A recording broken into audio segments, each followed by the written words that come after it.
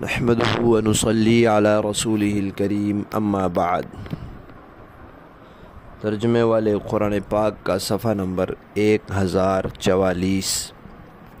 28واں پارہ سورہ تغابن، دوسرا رکوع، آیت نمبر 14 اور 15۔ اعوذ باللہ من الشیطان الرجیم، بسم اللہ الرحمن الرحیم۔ يا أيها الذين آمنوا إن من أزواجكم وأولادكم عدوا لكم فاحذروهم وإن تعفوا وتصفحوا وتغفروا فإن الله غفور رحيم۔ إنما أموالكم وأولادكم فتنة واللہ عنده اجر عظیم۔ صدق اللہ العظیم۔ گزشتہ آیات میں اس بات کا تذکرہ تھا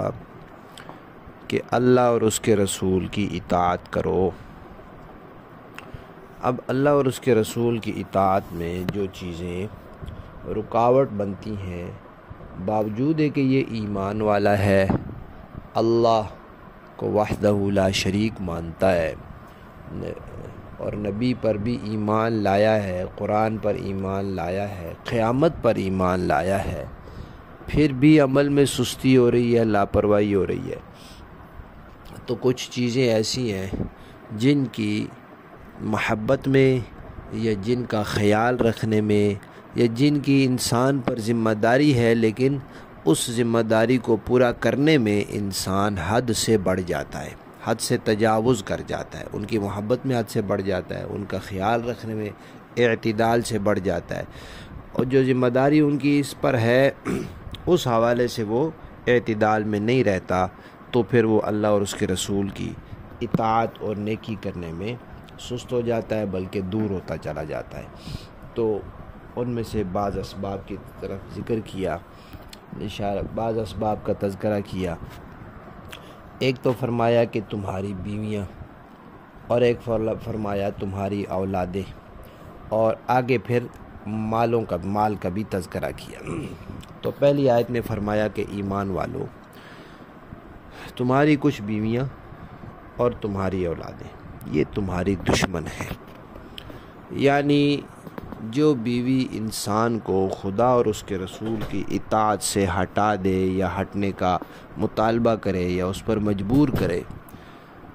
عورتوں کے بھی اپنے طریقے ہوتے ہیں، بعض عورتوں کا طریقہ ہوتا ہے یا بعض اوقات ان کا طریقہ ہوتا ہے کہ لاڈ سے اپنی بات منوانے کی کوشش کی، یا ناراضگی کا اظہار کر لیا، یا زور زبردستی جس کی چل سکتی ہے یا جب چل سکتی ہے چلائی،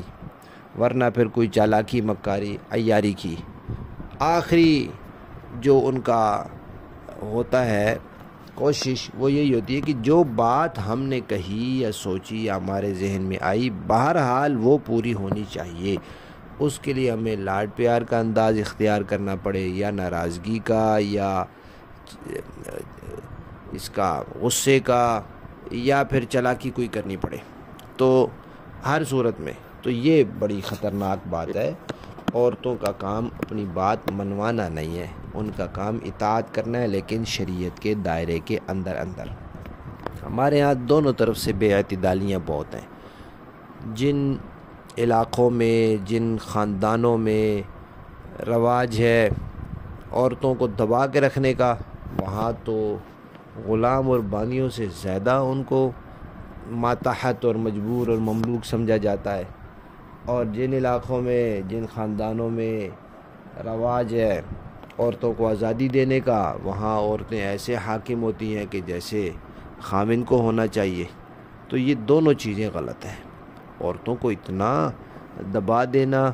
اور غلاموں کی طرح ان کے ساتھ سلوک کرنا کہ گویا کوئی آپ کی خریدی ہوئی چیز ہے، ایسا بھی غلط ہے، لیکن اتنی ان کو آزادی دینا کہ ان کے ذہن میں یہ بیٹھے کہ جو چیز ہمارے دل میں آئے، جو ہم نے سوچا یا مطالبہ کیا، وہ ہر صورت میں پورا ہونا ہی ہونا چاہیے، یہ بھی بالکل غلط ہے۔ اولاد کا کام ہوتا ہے والدین کی اطاعت کرنا، تو بیوی کا کام ہوتا ہے شوہر کی اطاعت کرنا۔ آپ نے پڑھا سنا ہوگا کہ مردوں کے لیے اللہ کو راضی کرنے اور جنت کو حاصل کرنے کے بہت سے ذرائع ہیں، اس میں جہاد بھی ہے، اس میں اور چیزیں بھی ہیں، تبلیغ بھی ہے، جس کے لیے عورتوں کو حکم نہیں دیا گیا۔ نہ عورتوں کو جہاد کا حکم ہے کہ جائیں، نہ تبلیغ کا حکم ہے کہ جائیں۔ تو پھر عورتوں نے کیسے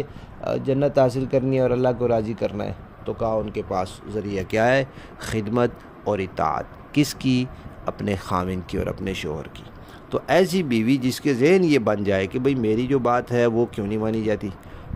ایک بات میں نے مانی تو ایک میری مانی جائے، یہ غلط سوچ ہے۔ تو ایسی بیوی کے بارے میں فرمایا کہ یہ تمہاری دشمن ہے، بس تم اس سے بچ کر رہو اب۔ اور اسی طرح اولاد، بعض لوگ ہوتے ہیں اولاد کو اتنا غصہ، اتنی ڈانٹ، اتنی پٹائی اور اتنی مار اور ان کے اوپر اتنا دباؤ کہ وہ نفسیاتی مریض ہو جاتے ہیں یا وہ باغی ہو جاتے ہیں، اور بعض نے اتنی نرمی، اتنا لاڈ، اتنا سر چڑھانا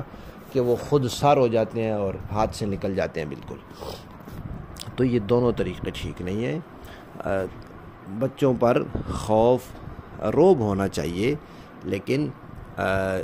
اگر ان کے ساتھ بات کرنی پڑے تو اتنا ان کو حوصلہ ہو کہ وہ اپنی ہر بات اپنے والدین سے کر لیں۔ اگر والدین ایسا ماحول مہیا نہیں کریں گے تو پھر وہ بچے وہ باتیں باہر والوں سے کریں گے، دوستوں سے کریں گے، دوسروں سے کریں گے۔ تو ظاہر بات ہے ہر کوئی تو ان بچوں کا خیر خواہ نہیں ہے، تو جو ان کی ایسی باتیں سنے گا پھر جیسے وہ مشورے دے گا وہ ویسے عمل کریں گے۔ تو ایسی اولادیں بھی دشمن ہیں جن کی محبت میں انسان حد سے نکل جائے، جائز ناجائز کمانے لگ جائے اور ان کی ہر مطالبہ پورا کرنے لگ جائے، تو یہ اولاد بھی پھر انسان کی دشمن ہے، کیونکہ اللہ اور اس کے رسول کی اطاعت سے اس کو باہر نکال رہی ہے۔ تو فرمایا ان سے بچو، لیکن اگر وہ توبہ کر لیں، معافی مانگ لیں تو بھائی پھر معاف کرو، اور معافی کے لیے 3 لفظ بولے: تعفو، تصفحو، تغفرو، یعنی پھر درگزر بھی کرو، پھر معاف بھی کرو، ڈانٹو بھی نہیں، مارو بھی نہیں، ڈانٹو بھی نہیں، اور ناراضگی بھی نہ رکھو۔ ایک لفظ کے لیے یہ سمجھو کہ بھئی مارو نہیں، اور دوسرا بھئی ناراض بھی نہ ہو، ڈانٹو بھی نہیں، اور تیسرا ناراضگی بھی دل میں نہ رکھو، بس ختم کر دو، بات ہو گئی، آپ کی بیوی ہے، آپ کے بچے ہیں، آپ نے ان کے ساتھ زندگی گزارنی ہے، انہوں نے معافی مانگ لی ہے، آپ کو اندازہ ہو گیا کہ سچے دل سے معافی مانگی ہے، تو پچھلی باتوں کو لے کر نہ بیٹھے رہو، انہی کے تانے بار بار نہ دیتے رہو۔ اور پھر یہ بھی تو سوچو نا کہ آخر آپ کو بھی ضرورت ہے کہ آپ کی بھی غلطیاں ہیں، آپ بھی انسان ہیں، آپ کی کوتاہی ہیں، تو اللہ تعالیٰ آپ کو بھی معاف کریں گے، اللہ بڑے معاف کرنے والے ہیں۔ دوسری آیت میں فرمایا کہ تمہارے مال اور تمہاری اولادیں یہ تمہارے لیے آزمائش ہیں، فتنہ ہے۔ فتنہ کہتے ہیں 2 دھاری تلوار کو، احتیاط سے چلائے تو دوسرے کا سر کاٹے گی، وہ بے احتیاطی کرے تو پہلے اپنا سر کٹ جائے گا، اپنے آپ کو نقصان ہو جائے گا۔ تو اب اولاد جس کی ہو جائے وہ رشتہ کبھی ختم تو نہیں ہو سکتا کہ بندہ کہے کہ بس میں نے رشتہ ختم کر دیا، اب یہ میرا بیٹا نہیں ہے۔ بعض لوگ عاق کر دیتے ہیں اولاد کو، ناجائز ہے، حرام ہے، جو ایسا کرے گا اللہ کے ہاں پکڑا جائے گا۔ ہاں کوئی مذہب چھوڑ دے تو اس کو اللہ نے عاق کر دیا ہے کہ کسی نے مذہب چھوڑ دیا اپنے والد کا تو وہ اس کے وراثت میں حقدار نہیں ہوتا، وہ اللہ نے کر دیا۔ تو جہاں ضرورت تھی وہاں اللہ نے کر دیا، اور جہاں نہیں ضرورت وہاں بندہ اگر کرے گا تو ناجائز اور حرام کرے گا، اور اس کے کرنے سے ہوگا بھی نہیں ہوگا۔ یہ کہہ کے اعلان لگا کے اخبار میں اشتہار دے کر مر جائے تب بھی بعد والوں پر لازم ہے کہ بیٹے کا حصہ اس کو دیں، کیونکہ وہ اس کے مذہب پر ہے، اللہ نے اس کا وارث بنایا بیٹے کو، یہ تھوڑی اپنے بیٹے کو اپنا وارث بنانے والا تھا۔ تو اب وہ رشتہ ختم نہیں ہو سکتا۔ بیوی کے ساتھ تو ہو سکتا ہے کہ اس کو بندہ فارغ کرے گھر بھیج دے، لیکن اولاد کے ساتھ تو نہیں ہو سکتا۔ اسی طرح مال ہے کہ زندگی گزارنے کے لیے کچھ نہ کچھ تو انسان کو چاہیے ہی ہوتا ہے، کچھ نہ کچھ تو اس نے مال کے ساتھ، آخر کھانا پینا ہے، رہنا ہے، کپڑے چاہیے، تو کچھ نہ کچھ مال ہے۔ اب یہ مال صحیح طریقے سے حاصل کرے اور اچھی جگہ پر اس کو خرچ کرے تو یہ کامیاب ہے، یہ اس آزمائش میں پورا اترے گا۔ اگر اس کے خلاف کرے کہ ناجائز طریقے سے حاصل کرے یا صحیح جگہ خرچ نہ کرے، جہاں خرچ کرنے کی جگہ وہاں کرے نہیں، اور جہاں نہیں ہے وہاں فضول خرچی کرے، تو پھر یہ آزمائش میں ناکام۔ اب جب یہ ایسا طریقہ اختیار کرے گا تو پھر ہوگا کیا؟ پھر اللہ کے اجر ملے گا، بہت بڑا اجر ملے گا۔ لفظی ترجمہ دیکھیں، یا ایھا آمنوا ایمان والو ان بے شک من ازواجکم تمہاری بیویاں و اولادکم تمہاری اولادیں عدو لکم دشمن ہے تمہاری فاحذروہم ان سے بچو و ان تعفو اور اگر تم معاف کر دو و تصفحو اور درگزر کرو و تغفرو اور بخش دو فإن اللہ تو بے شک اللہ تعالی غفور بخشنے والے ہیں رحیم رحم فرمانے والے ہیں انما سوائے اس کے نہیں اموالکم تمہارے مال و اولادکم اور تمہاری اولادیں فتنۃ آزمائش ہیں واللہ اور اللہ تعالی عندہ اس کے پاس اجر عظیم بڑا اجر ہے۔ باب محاورہ دیکھیں جی یا ایھا الذین آمنوا ان من ازواجکم و اولادکم عدوا لکم فاحذروہم اے ایمان والو تمہاری بیویوں اور تمہاری اولاد میں سے کچھ تمہارے دشمن ہیں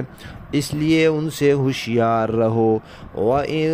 تَعْفُوا وَتَصْفَحُوا وَتَغْفِرُوا فَإِنَّ اللَّهَ غَفُورٌ رَحِيمٌ اور اگر تم معاف کر دو اور درگزر کرو اور بخش دو تو اللہ بہت بخشنے والا بہت مہربان ہے۔ انما اموالکم و اولادکم فتنہ واللہ عندہ اجر عظیم تمہارے مال اور تمہاری اولاد تو تمہارے لیے ایک آزمائش ہے اور وہ اللہ ہی ہے جس کے پاس بڑا اجر ہے۔ صدق اللہ العظیم۔